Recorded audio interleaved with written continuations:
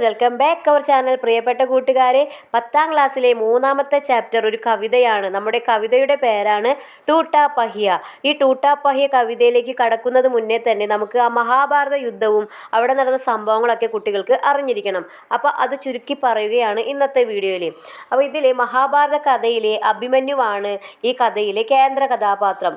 കുരുക്ഷേത്ര യുദ്ധവേളയിൽ അർജുനപുത്രനായ അഭിമന്യു ചക്രവ്യൂഹം ഭേദിക്കുന്നതും വീരമൃത്യു പ്രാപിക്കുന്നതുമായ കഥാസന്ദർഭമാണ് കവിതയുടെ ആധാരം. അപ്പോൾ ഇതിൻ്റെ ഈ കഥയാണ് ഇനി പറയാൻ പോകുന്നത്. അഭിമന്യുവിനെ കുറിച്ചിട്ടുള്ള കഥയാണ്. പാണ്ഡവനായ അർജുനനെ ശ്രീകൃഷ്ണ സഹോദരിയായ സുഭദ്രയിൽ ജനിച്ച മകനാണ് അഭിമന്യു. ഗർഭസ്ഥ ശിശുവായിരിക്കെ തന്നെ മഹാഭാരത കഥയിൽ പ്രമുഖ സ്ഥാനം കരസ്ഥമാക്കിയ കഥാപാത്രമാണ് അഭിമന്യു. സുഭദ്ര ഗർഭിണിയായിരിക്കെ ചക്രവ്യൂഹത്തെക്കുറിച്ചും അതുപോലെ ബാക്കിയുള്ള എല്ലാത്തരം വ്യൂഹങ്ങളെക്കുറിച്ചും അതിനകത്തേക്ക് കടക്കേണ്ടതും അവയെ ആക്രമിച്ച് കീഴ്പ്പെടുത്തേണ്ടതുമായിട്ടുള്ള രീതികൾ കൃഷ്ണൻ സുഭദ്രയുടെ സാന്നിധ്യത്തിൽ അർജുനനോട് വിസ്തരിച്ചു പറയുകയായിരുന്നു. ചക്രവ്യൂഹത്തിൽ കടക്കുന്നതെങ്ങനെയെന്ന വിശദീകരിച്ചു കഴിഞ്ഞപ്പോൾ സുഭദ്ര ഉറക്കത്തിലേക്ക് വഴുതി വീണു. അപ്പോൾ കൃഷ്ണൻ വിവരണം നിർത്തി. അമ്മയുടെ ഉദരത്തിൽ വെച്ചു തന്നെ ഈ സംഭാഷണം എല്ലാം നമ്മുടെ അഭിമന്യു സസൂക്ഷ്മം ഹൃദ്യസ്ഥമാക്കി. വിവരണം പാതിയിൽ നിർത്തിയതിനാൽ അഭിമന്യുവിന് ചക്രവ്യൂഹത്തിലേക്ക് കടക്കാനുള്ള മാർഗം മാത്രമേ മനസ്സിലാക്കാൻ സാധിച്ചുള്ളൂ. ബാക്കി കാര്യങ്ങൾ പറയുമ്പോഴേക്കും സുഭദ്ര ഉറങ്ങി. അപ്പോൾ പകുതി കാര്യം മാത്രമാണ് അഭിമന്യു കേട്ടത്. ചക്രവ്യൂഹത്തിൽ നിന്ന് പുറത്തേക്ക് കടക്കാനുള്ള വിദ്യ മനസ്സിലാക്കാൻ സാധിക്കാത്തത് പിൽക്കാലത്ത് മഹാഭാരത യുദ്ധത്തിൽ അദ്ദേഹത്തിൻ്റെ അന്ത്യത്തിന് വഴിവെക്കുകയും ചെയ്തു. മഹാഭാരത യുദ്ധത്തിൻ്റെ 13ാം ദിവസമാണ് അഭിമന്യുവിൻ്റേതായി മാറിയത്. അന്നേ ദിവസം ചക്രവ്യൂഹം ചമച്ച് അത് തകർക്കാൻ കൗരവർ പാണ്ഡവരെ വെല്ലുവിളിച്ചു. ശ്രീകൃഷ്ണനും അർജുനനും ചക്രവ്യൂഹം ഭേദിച്ച് ശത്രുക്കളെ പരാജയപ്പെടുത്തുന്ന വിദ്യ അറിയാമായിരുന്നതിനാൽ പാണ്ഡവർ വെല്ലുവിളി സ്വീകരിച്ചു. എന്നാൽ ശ്രീകൃഷ്ണനെയും അർജുനനെയും യുദ്ധമുന്നണിയുടെ മറ്റൊരു ഭാഗത്തേക്ക് മാറ്റി പാണ്ഡവരെ പരാജയപ്പെടുത്താനായിരുന്നു കൗരവരുടെ പദ്ധതി. ഈ ദൗത്യം അവർ ഭംഗിയായി നിർവഹിച്ചു. അതോടെ ചക്രവ്യൂഹം ഭേദിക്കാൻ സാധിക്കാതെ പാണ്ഡവർ കുഴങ്ങി.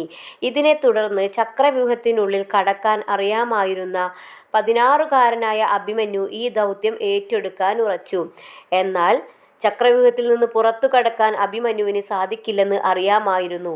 മറ്റു പാണ്ഡവർ അഭിമന്യുവിനോടൊപ്പം ചക്രവ്യൂഹം ഭേദിച്ച് ഉള്ളിലേക്ക് കയറാനും തീരുമാനമായി. തീരുമാനപ്രകാരം അഭിമന്യു ചക്രവ്യൂഹം ഭേദിക്കാൻ തയ്യാറായി. ദ്രോണാചാര്യരുടെ നേരെ തേരി നയിക്കാനായിരുന്നു അഭിമന്യു ആദ്യം തന്നെ തേരാളിക്ക് നൽകിയ ആജ്ഞ. എന്നാൽ യുദ്ധനിപുണനായ ദ്രോണരുടെ മുന്നിലേക്ക് ബാല്യം വിട്ടുമാറാത്ത അഭിമന്യുവിനെ നയിക്കുന്നതിൽ പന്തികേട് കണ്ട തേരാളി അറച്ചുനിന്നു. പക്ഷേ അഭിമന്യുവിൻ്റെ നിരന്തരമായ ആജ്ഞയുടെ അടിസ്ഥാനത്തിൽ തേരാളി ദ്രോണാചാര്യരുടെ നേരെ തേര് നയിക്കുകയും ചക്രവ്യൂഹം ഭേദിച്ച് പാണ്ഡവരുടെ മോഹം ഉള്ളിൽ കയറുകയും ചെയ്തു. എന്നാൽ അഭിമന്യുവിനോടൊപ്പം മറ്റുള്ളവർക്കും ചക്രവ്യൂഹത്തിനുള്ളിലേക്ക് കടക്കാമെന്ന പാണ്ഡവരുടെ മോഹം സിന്ധു രാജാവായ ജയദ്രഥൻ തകർത്തു. ഇതോടെ ചക്രവ്യൂഹം ചമച്ചു നിൽക്കുന്ന കൗരവരുടെ മുന്നിൽ അഭിമന്യു ഒറ്റപ്പെട്ടെങ്കിലും അതിഭയങ്കരമായ യുദ്ധത്തിനാണ് പിന്നീട് കുരുക്ഷേത്രം സാക്ഷ്യം വഹിക്കുവിൻ്റെ മുന്നിൽ ജീവൻ വെടിയേണ്ടി വരുന്നു. ദുശാസനൻ യുദ്ധമുന്നണിയിൽ മോഹാലസ്യപ്പെട്ടു വീണു. മകൻ കൊല്ലപ്പെട്ടെന്നറിഞ്ഞ ദുര്യോധനൻ കൗരവരോട് ഒന്നംഗം അഭിമന്യുവിനോ എതിരിടാൻ ആജ്ഞാപിച്ചു. ഇതോടെ യുദ്ധ നിയമങ്ങളെല്ലാം കാറ്റിൽ പറത്തി കൗരവർ എല്ലാവരും ചേർന്ന് ഒറ്റയാനായി നിൽക്കുന്ന അഭിമന്യുവിനെ നേരിട്ടു.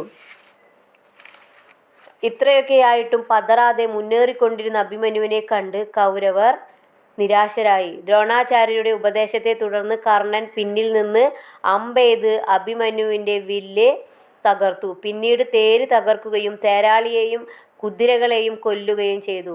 പിന്നീട് കുതിരകളുടെയും ആനകളുടെയും പുറത്ത് കയറി വാളെടുത്ത് അഭിമന്യു യുദ്ധത്തിനൊരുങ്ങി. തേർ ചക്രമായിരുന്നു പരിചയായി ഉപയോഗിച്ചത്. ആ പൊട്ടിയ ചക്രമാണ് അഭിമന്യു പരിചയമായിട്ട് ഉപയോഗിച്ചത്. ഒരു ഉപയോഗവുമില്ല എന്ന് പറഞ്ഞു നിസ്സാരമായി കരുതപ്പെടുന്ന വസ്തുവാണ് പൊട്ടിയ ചക്രം. എന്നാൽ ആപത്ഘട്ടത്തിൽ ഈ പൊട്ടിയ ചക്രമാണ് സത്യധർമ്മത്തിനായുള്ള പോരാട്ടത്തിൽ അഭിമന്യുവിനെ ആയുധമായി മാറിയത്. ദുര്യോധന പുത്രനായ ലക്ഷ്മണനെ അഭിമന്യു കൊന്നു. തുടർന്ന് ദുശാസനന്റെ പുത്രനുമായി നേരിട്ടുകൊണ്ടിരിക്കുകയായിരുന്നു അഭിമന്യു. ഈ സമയം കൗരവർ ഒന്നടങ്കം അദ്ദേഹത്തെ നേരിടുകയും വാളും തേർചക്രവും തകർക്കുകയും ചെയ്തു. തുടർന്ന് നിരായുധനായ അഭിമന്യുവിന്റെ ശിരസ് ദുശാസനപുത്രൻ ഗദ കൊണ്ടടിച്ചു തകർത്തു. എങ്കിലും മരിക്കുന്നതിനു മുമ്പ് ദുശാസനപുത്രനെ അഭിമന്യു സ്വന്തം ഗദ കൊണ്ട് അടിച്ചു സാരമായി പരിക്കേൽപ്പിച്ചു. മഹാഭാരത യുദ്ധത്തിൽ യുദ്ധനീതി കാറ്റിൽ പറന്നത് അഭിമന്യുവിൻ്റെ മരണത്തോടെയാണ്. അപ്പോൾ ഇതാണ് നമ്മളുടെ ഈ ടുട്ടാപഹിയ എന്ന കവിതയുടെ കഥാസന്ദർഭം. കൂട്ടുകാരെല്ലാവരും ഈ കഥ ഒരു വട്ടമെങ്കിലും കേൾക്കണം, എന്നിട്ട് വേണം ഈ പാഠത്തിലേക്ക് കടക്കാൻ. അപ്പോൾ നമ്മൾ കഴിഞ്ഞ 2 വർഷം മുന്നേ നമ്മൾ ഈ ചാപ്റ്ററിൻ്റെ പാഠഭാഗം വീഡിയോ ഇട്ടിട്ടുണ്ടായിരുന്നു. അതും കൂട്ടുകാർ ഒന്ന് കാണണം. അതേപോലെ ഈ ചാപ്റ്ററിലെ മീനിങ്സും ക്വസ്റ്റ്യൻ ആൻസറും ഒക്കെ നമ്മുടെ വീഡിയോയിൽ അടുത്തടുത്ത വീഡിയോസായിട്ട് വരുന്നതായിരിക്കും. അപ്പോൾ വീണ്ടും വരാം. Bye bye.